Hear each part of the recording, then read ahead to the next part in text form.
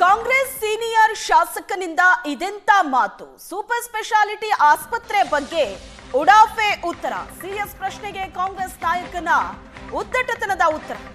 Congress senior ಶಾಸಕನಿಂದ ಇದೆಂತ ಮಾತಿದು. Super speciality ಆಸ್ಪತ್ರೆಯ ಬಗ್ಗೆ ಆರ್.ವಿ. ದೇಶಪಾಂಡೆ ಅವರಿಗೆ ಪ್ರಶ್ನೆ ಕೇಳಲಾಯಿತು. ಹಿರಿಯ ಪತ್ರಕರ್ತೆ ಅವರ ಪ್ರಶ್ನೆಗೆ ಶಾಸಕರು ಎಡವಟ್ಟು ಉತ್ತರವನ್ನ ಕೊಟ್ಟಿದ್ದಾರೆ. ಜಿಲ್ಲೆಯಲ್ಲಿ ಸೂಪರ್ ಸ್ಪೆಷಾಲಿಟಿ ಆಸ್ಪತ್ರೆ ಯಾವಾಗ ಅಂತ ಹಿರಿಯ ಪತ್ರಕರ್ತೆ ಪ್ರಶ್ನೆ ಕೇಳಿದ್ರು. ಪ್ರವಾಹ ಬಂದ್ರೆ ಹೆರಿಗೆಗೂ ಕಷ್ಟಪಡೋ ಪರಿಸ್ಥಿತಿ ಇದೆ. ಶಾಸಕ ದೇಶಪಾಂಡೆಗೆ ಹಿರಿಯ ಪತ್ರಕರ್ತೆ ಪ್ರಶ್ನೆ ಕೇಳ್ತಾರೆ.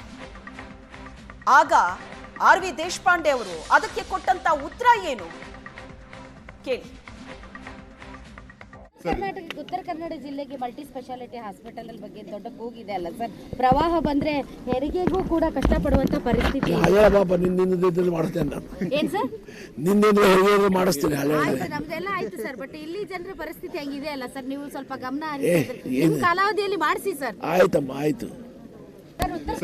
ಉತ್ತರ ಕನ್ನಡ ಜಿಲ್ಲೆಗೆ ಮಲ್ಟಿ ಸ್ಪೆಷಾಲಿಟಿ ಹಾಸ್ಪಿಟಲ್ ಬಗ್ಗೆ ದೊಡ್ಡ ಕೂಗಿದೆ ಅಲ್ಲ ಸರ್. ಪ್ರವಾಹ ಬಂದ್ರೆ ಹೆರಿಗೆಗೂ ಕೂಡ ಕಷ್ಟಪಡುವಂತ ಪರಿಸ್ಥಿತಿ. ಏನ್ ಸರ್ ಮಾಡಿಸ್ತೀನಿ. ನಮ್ದೆಲ್ಲ ಆಯ್ತು ಸರ್, ಬಟ್ ಇಲ್ಲಿ ಜನರ ಪರಿಸ್ಥಿತಿ ಹೆಂಗಿದೆ ಅಲ್ಲ ಸರ್, ನೀವು ಸ್ವಲ್ಪ ಗಮನ ಹರಿಸಿ ಕಾಲಾವಧಿಯಲ್ಲಿ ಮಾಡಿಸಿ ಸರ್. ಆಯ್ತಮ್ಮ, ಆಯ್ತು. ನಾಲಿಗೆ ಹರಿಬಿಟ್ಟ ದೇಶಪಾಂಡೆ ವಿರುದ್ಧ ಆಕ್ರೋಶ ವ್ಯಕ್ತವಾಗಿದೆ. ದೇಶಪಾಂಡೆ ವಿರುದ್ಧ ಬಿಜೆಪಿ ನಾಯಕರು ಕಿಡಿಕಾರಿದ್ದಾರೆ. ಮಾಜಿ ಸಚಿವರ ವಿರುದ್ಧ ಸುನಿಲ್ ಹೆಗ್ಡೆ ಕೆಂಡ ಕಾರಿದ್ದಾರೆ. ದೇಶಪಾಂಡೆ ಅಪ್ರಬುದ್ಧ, ಅಸಾಮಾಜಿಕ ನಡವಳಿಕೆ ಇದು. ಸೋನಿಯಾ ಗಾಂಧಿ, ಪ್ರಿಯಾಂಕಾ ಗಾಂಧಿ ಮಹಿಳೆಯರೇ.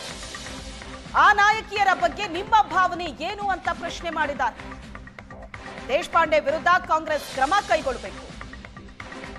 ದೇಶಪಾಂಡೆ ಮಾತಿಗೆ ಕಾಂಗ್ರೆಸ್ ಕಡಿವಾಣ ಹಾಕಬೇಕು ಅಂತ ಕೆಂಡ ಕಾರಿದ.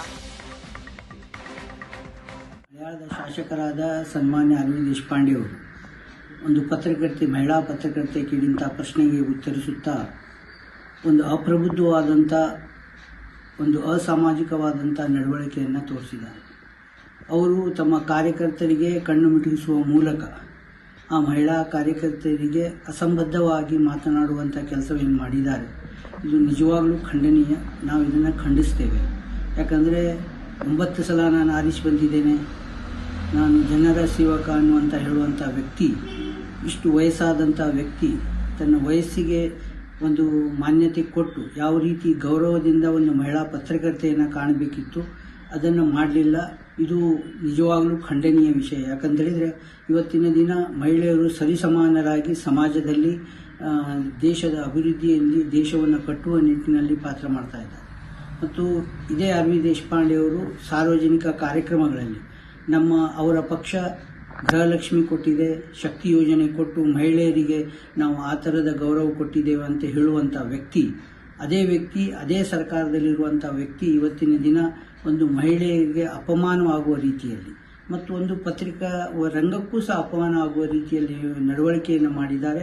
ಇದು ಖಂಡನೀಯ. ಮತ್ತು ಆರ್.ವಿ. ದೇಶಪಾಂಡೆ ಅವರಿಗೆ ಈ ಮೂಲಕ ಹೇಳಲಿಕ್ಕೆ ಬಯಸ್ತೇನೆ, ನಿಮ್ಮ ರಾಷ್ಟ್ರೀಯ ನಾಯಕರಾದ ಸೋನಿಯಾ ಗಾಂಧಿಯವರು ಒಂದು ಮಹಿಳೆಯರೇ, ಪ್ರಿಯಾಂಕಾ ಗಾಂಧಿಯವರು ಒಂದು ಮಹಿಳೆಯರೇ.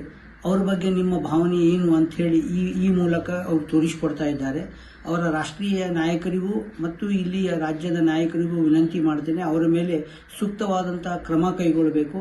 ಮುಂದಿನ ದಿನಗಳಲ್ಲಿ ಈ ರೀತಿಯ ಒಂದು ಮಾತು.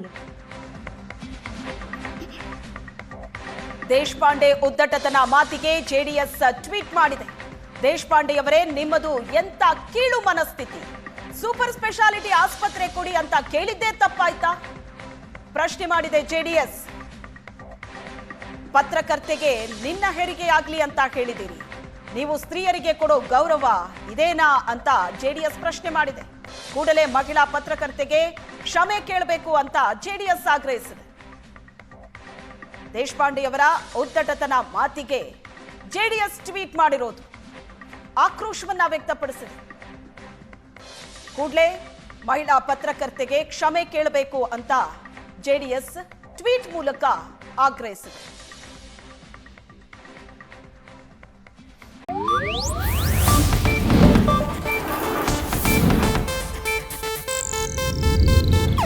ಇದು ಏಷ್ಯಾನೆಟ್ ನ್ಯೂಸ್ ನೆಟ್ವರ್ಕ್ ಪ್ರಸ್ತುತಿ.